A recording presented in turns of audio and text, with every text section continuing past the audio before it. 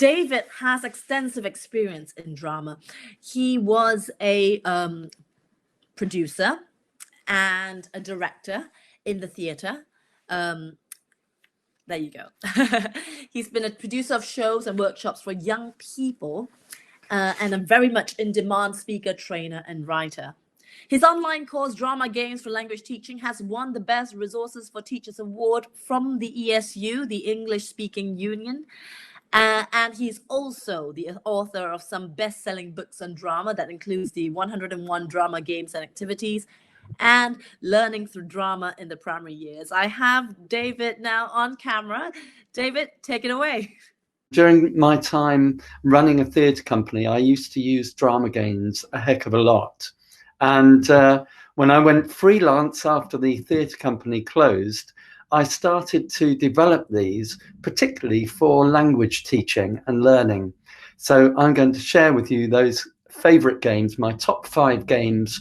And along the way, I'm going to be showing you some videos of teacher training students taking part in the activities at Nile Institute in Norwich, as well as some places elsewhere.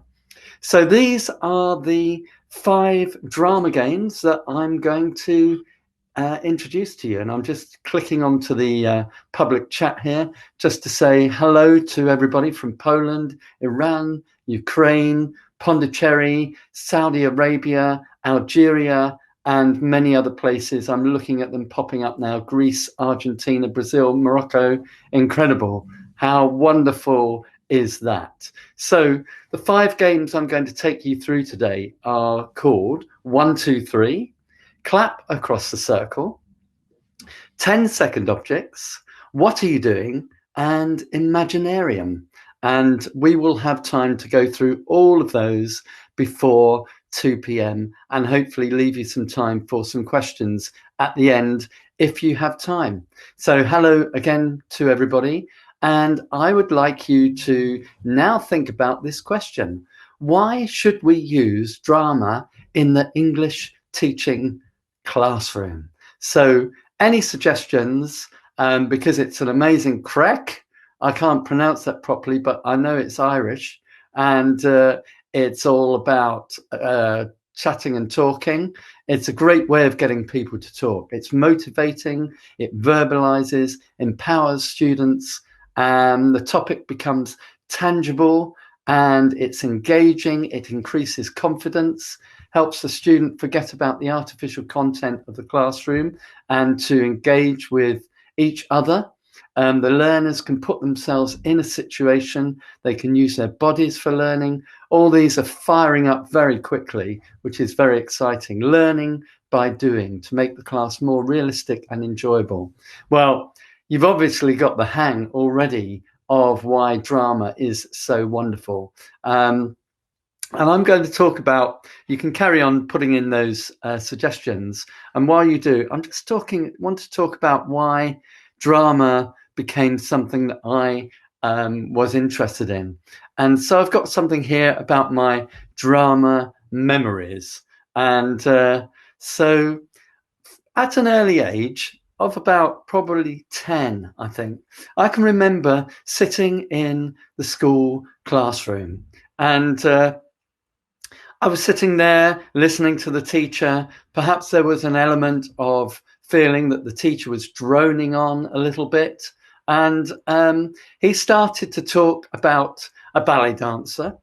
And he didn't ask me to do it, but I got up and started pirouetting amongst the tables and desks and chairs on my own like a ballet dancer, because he just kind of carried me into another world and I felt like expressing that aspect of myself, as I say, probably about 9, 10 years old. And I wasn't really aware of what was happening, but I would say in a very basic way, I was responding to his teaching dramatically. And let's face it, the general traditional setup for students is to sit in a classroom behind desks, and it is not the natural way for them.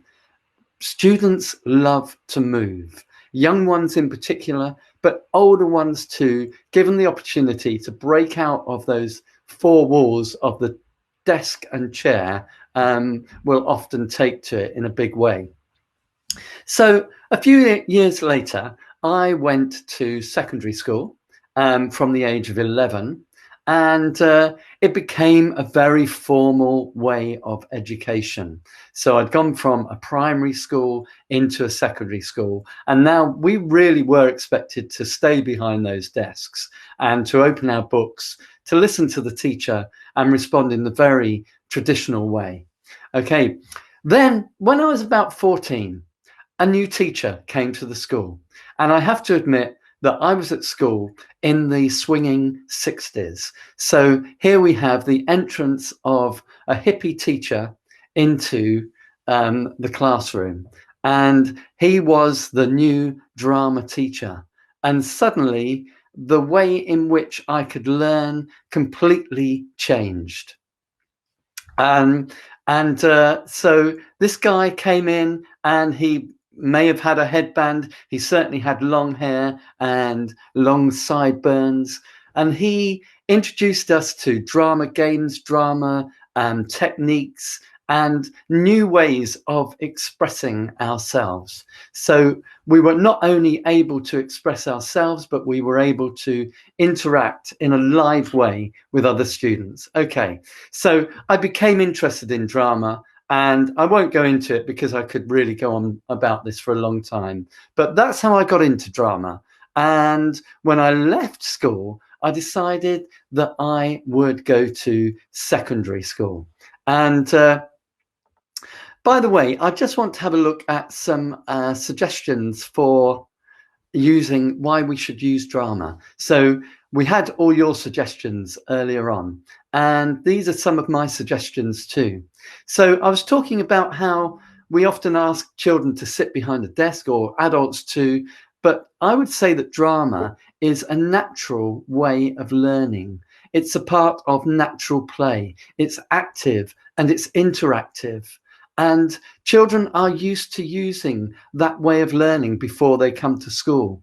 So we have this innate way of learning through acting, through role play, through having fun.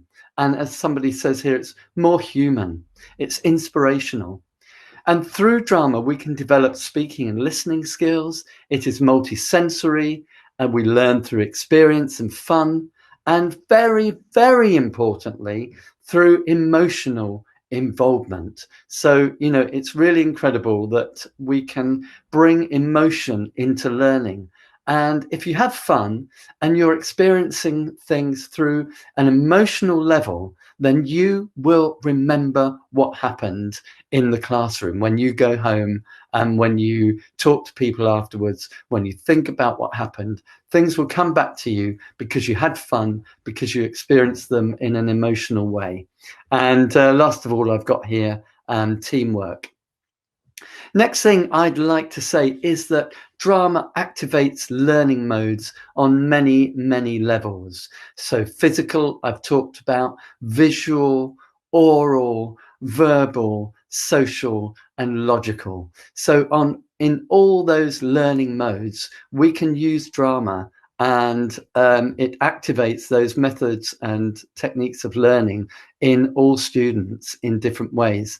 And some will be more visual learners or social learners, but everybody has got those aspects of learning, and drama can relate to those in so many different ways. So I'm going to flick over to a slide here and ask you, which drama games or methods do you already currently use in your teaching?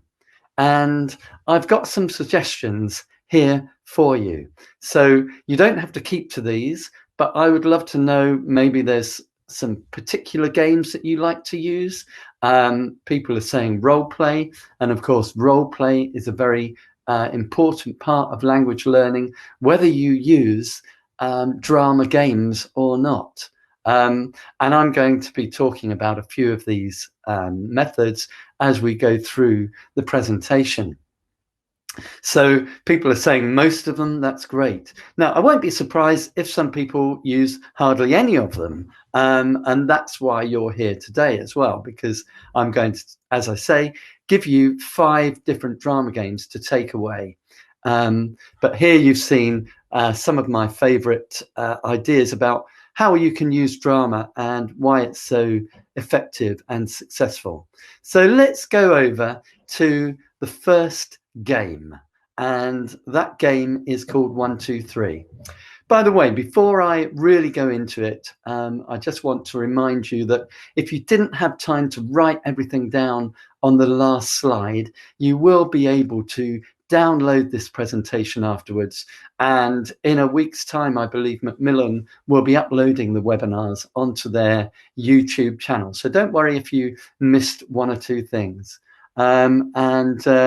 It's great to see how people are talking about how they are using these methods, not just with children, but with teenagers, with adults.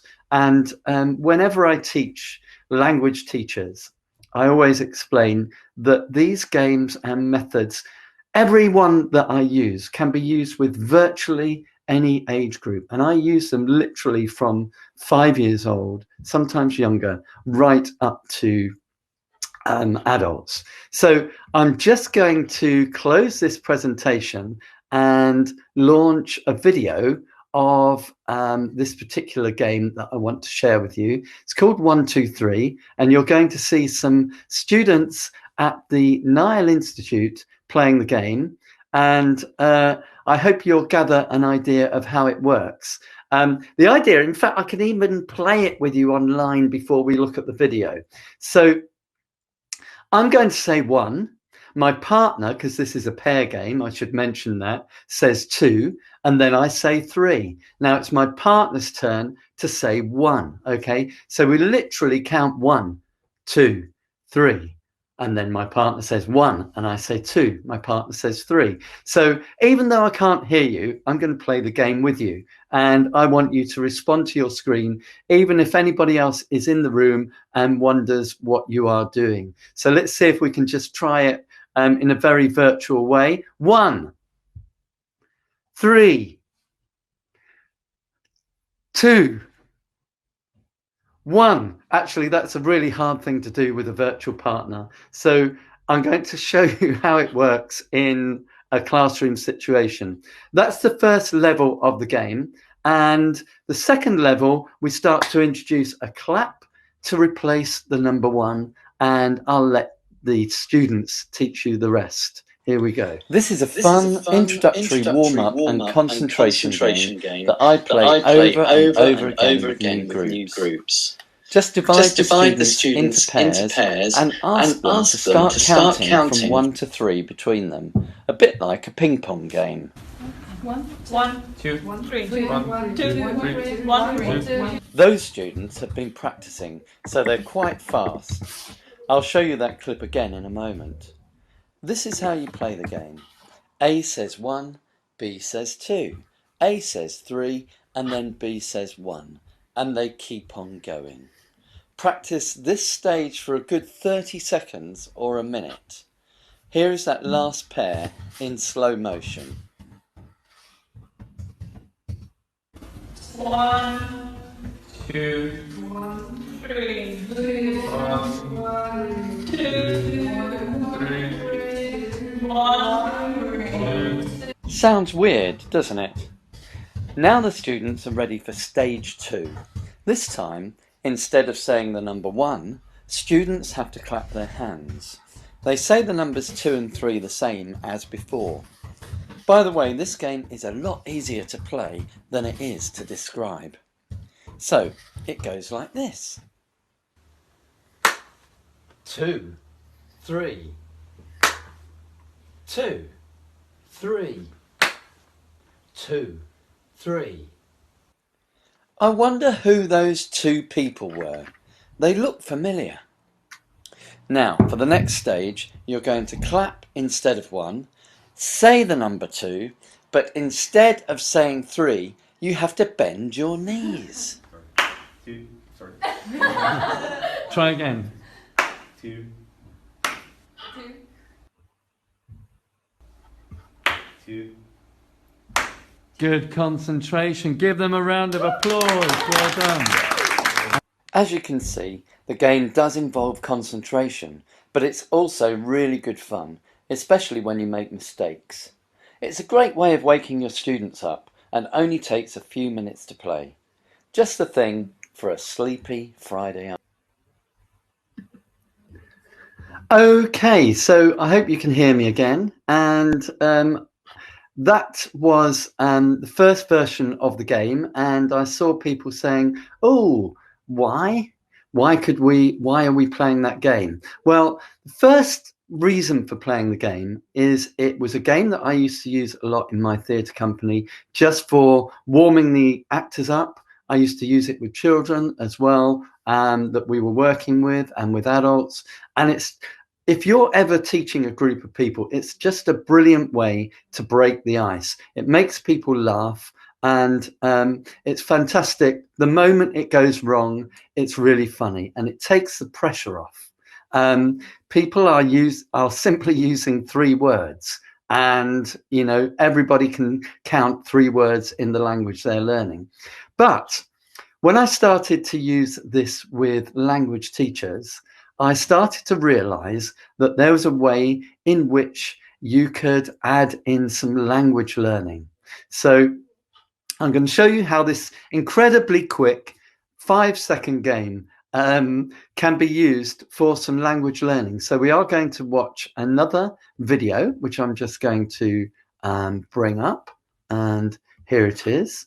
Okay, so with this, you will now see how you can start to incorporate words and phrases. So we had a clap for the number 1. We were bending our knees for the number 3. That leaves the number 2. So my suggestion is that we could use we could bring in some vocabulary practice. So for example, if you were learning the word telephone, you could have an action for telephone to replace the number 2. But again, this is something that I really need to demonstrate. So here comes the video of the final version of 1, 2, 3, where participants are practicing words or phrases. As you will see, the examples are quite varied and can add a lot of fun to learning chunks of language. As a reminder, we are clapping for the number 1, speaking a word or phrase with an action for the number 2, and bending our knees for the number 3. Gear stick. Gear stick. Okay, that's great. Give them a clap. Well done. So let's see you two. Cardigan. Cardigan. Excellent. Cardigan. Well done. Nice word. Okay, I'm going to pause and close the video there. And I hope you managed to see it and to get an idea of how it worked. So I'm going to bring back the PowerPoint and take us on a little bit further. And I hope if you had problems watching that video, don't worry too much, because again, with the YouTube presentation that will appear online in a week, the video will be playing perfectly and you should be able to see it and hear it with no problem. So, okay, that was the game 1, 2, 3. I'm going to leave Macmillan to solve any technical problems that you may have had, but mostly I think it is probably to do with connection. Okay, so we're going to go on to the second game because I've got to fit 5 of these in. We've had 1, so I'm going to start zooming through and clap across the circle. Again, let me explain where it came from. So it's a great warm-up game for a group, okay? And originally it was just for developing concentration with actors or with any group. One person starts off by clapping their hands and looking towards another person, okay? So I look over towards you, clap my hands towards you. That person then imagines that they are receiving the sound and the energy from that clap. They catch it like this, okay? Now they are the ones with that clap, that energy, and they're going to look to somebody else in the circle and pass it on to them. So I'm going to show you again how this works in a shorter video. So let me just find that one for you. And what you'll see first of all, so we start off just by clapping hands, and then we're going to add in again some simple language, some vocabulary. So I set a theme, and this time, instead of people just clapping their hands, they have to say a word which fits in a category. For example, I might give them the theme of colours, and they have to come up with a different colour each time. Let's see how that works. I hope you managed to see the video. Okay. White. It's starting now. Yellow. Red. Green. Rose. Pink. Orange. Dark blue. Maroon. White. Sapphire.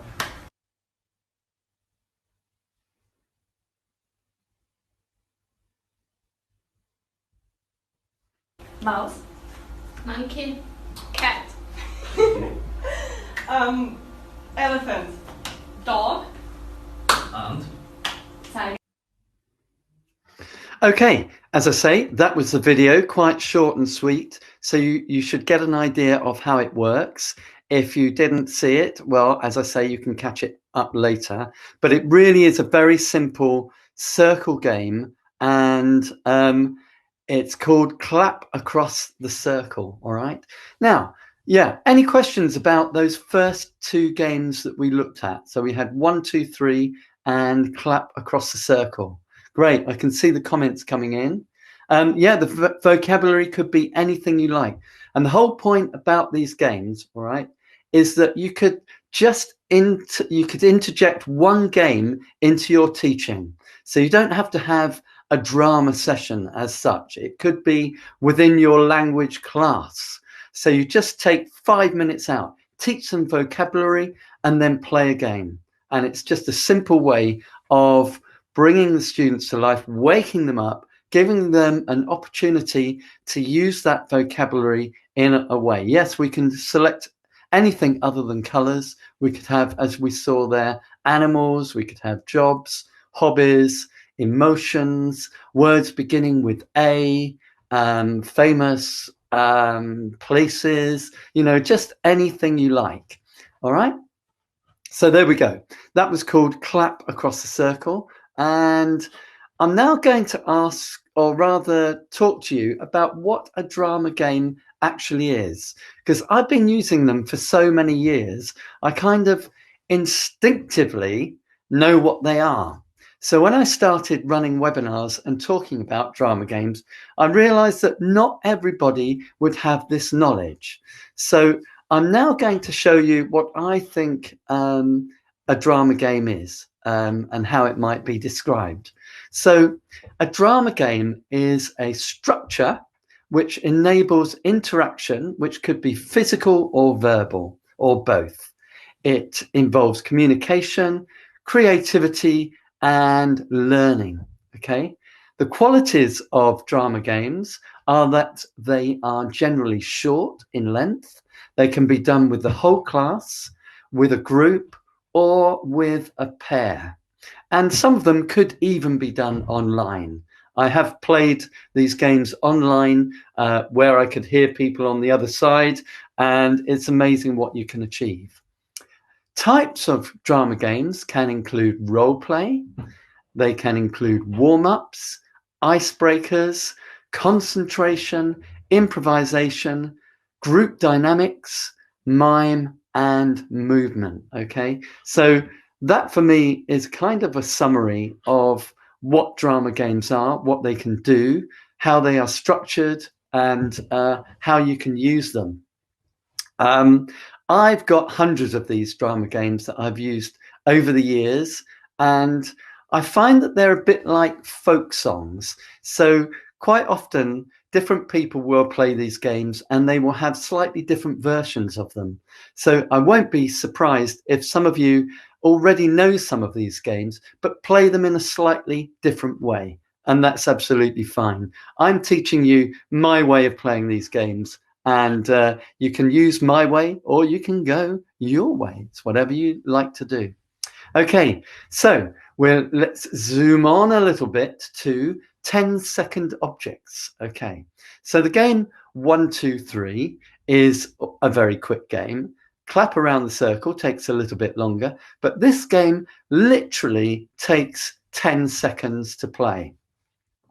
Once I've warmed up the group a bit, perhaps with a game like 1, 2, 3, and they start to feel like there's not so much pressure on them, I might get them to work together in groups. And 10-second objects is a group game. So I divide the class into groups, and then I call out the name of an object. And the groups have to work together to make the shape of that object as quickly as they can. Well, in fact, within 10 seconds, or the time in which I take to count to 10, which could be a bit longer than 10 seconds if necessary. So I'm going to attempt to play to you another video with a demonstration of some more teacher training students playing the game. And what I'd like you to do, if you can see it, just take your time to take in what's happening. There's going to be a few different examples of 10-second objects, and there's one or two for you to guess as well. So watch this, and then afterwards I'll take any questions if you have any. Haven't started playing yet, but here we go. 3, 2, 1, 0. I usually start with a very simple object, like a car or aeroplane, so that the groups get the idea of how it works. I think you can probably guess what this one is.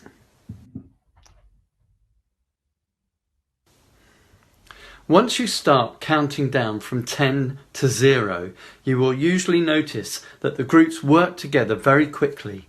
Having such a short amount of time is one of the things that makes the game such fun to play. Of course, it's up to you how fast you count. You can make it faster or slower depending on how much time you think the groups need. And you may be surprised to know that groups often finish making their object in around 5 to 7 seconds, unless it's particularly complicated. You could use this 10-second object game for all sorts of reasons. So could you type in some ideas for 10-second objects that you could make? If you didn't see the video, don't worry, you'll be able to watch it later. So yes, a chair, a computer, absolutely.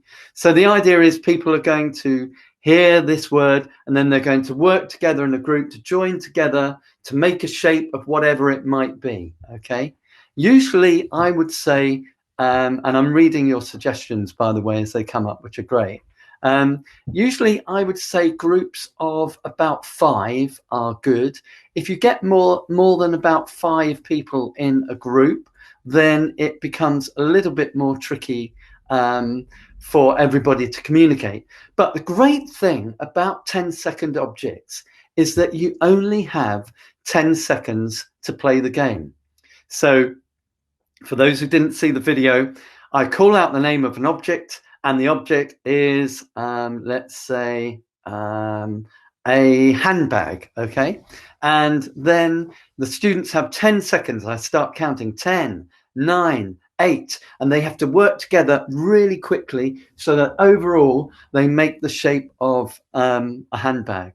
But absolutely, somebody said, what about more abstract concepts, e.g. peace and technology? Great. Those things work really well. And I often challenge students by saying, can you think of anything that it would be impossible to make with this game?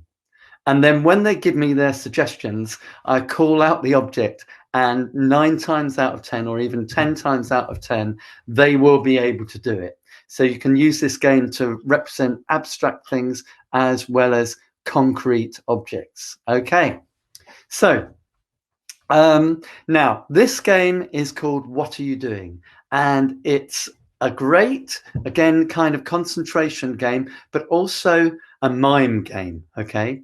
So we'd all be familiar with the idea that if you're talking about an activity, for example, digging the garden, you might get students to act out digging the garden, or playing the piano, and they might have to play the piano. Okay. Now this game takes it a little bit further. All right. So instead of saying what they are doing, the students have to think of something different from the activity that they're actually doing. So you stand in a circle, the first person starts an activity, and I'm going to say playing the piano. Okay. The second person says, what are you doing? And instead of me saying I'm playing the piano, all right, I say I'm digging the garden, or anything else that comes into my head. And then the person next to me has to act out digging the garden. And then the person next to them says, what are you doing? But again, instead of saying digging the garden, they have to think of something different. I hope that most of you managed to see it. And I saw a few thoughts coming up here. It's a great game for jobs, that's right. So, for example, many of these games are really good for revising material. So if you've been doing a lesson on jobs, then you could play this game. And for those who have more basic understanding of the language, you could have the jobs or activities written up on the wall so they can pick from them. They don't have to just have them in their head. And again, it's a game that is really funny, especially when it goes wrong, because typically people make mistakes. So when somebody says to me, what are you doing? I say, I'm playing the piano, whereas I should have been thinking of something different. Okay. But anyway, try it out. Watch the video again on the YouTube video, on the YouTube presentation that Macmillan will be uploading, and you'll get the idea. It's really good fun. Okay, so sorry, I've jumped ahead one slide. So I'm going to move on to the final of my 5 different drama games. And this one has a name which is a little bit made up, called Imaginarium. Okay. Again, it's a circle game. It's for the whole group to play at once. Everybody gathers in a circle, standing up. And sorry, I was just reading, I am milking a cow. I like that one. It's very funny. So everybody gets into a circle, and the teacher gives a theme. So the teacher might say, the theme is the beach. Or the teacher might say, imagine you are on the beach. Now, the next step, just to respond quickly to somebody from Spain, Imaginarium is indeed a Spanish toy manufacturer. I have nothing to do with them. I made up the word before I ever heard of that particular company. So I thought it was quite funny when I went to Spain and saw this word over a shop, but it's my own word. Okay. Anyway, so you say the beach, and then people think of objects, characters, or anything that might appear on the beach. So for example, you might think of a seagull. Then the person who has the idea puts their hand up and are picked by the teacher. They step into the circle and they say, I am a seagull. And they make the shape of a seagull. It's hard to show you in this small video camera, but you get the idea. All right. And then they stay there in their position, however it is. And somebody else steps in and says, I am a spade, like those spades that you use to dig, children used to dig, or I am an ice cream, or I am a beach ball. Okay. And they make the shape, and slowly you build up a scene in the middle of the circle. Now, I think you get the idea of that. But once more, I'm going to show you a video demonstration of a couple of different themes using Imaginarium. So let me just load it up, and then we'll play it. And then afterwards, there'll be a chance for you to ask me questions. So let's fire away. I'm the teacher. I'm the student. I'm the blackboard. I'm her desk. I'm the chalk. I'm the clock. I am the chair. I'm the monitor. I'm a Yes, window. classroom. I am a bookshelf. I am another chair. I'm another student. I'm a door. Well done. And whoosh.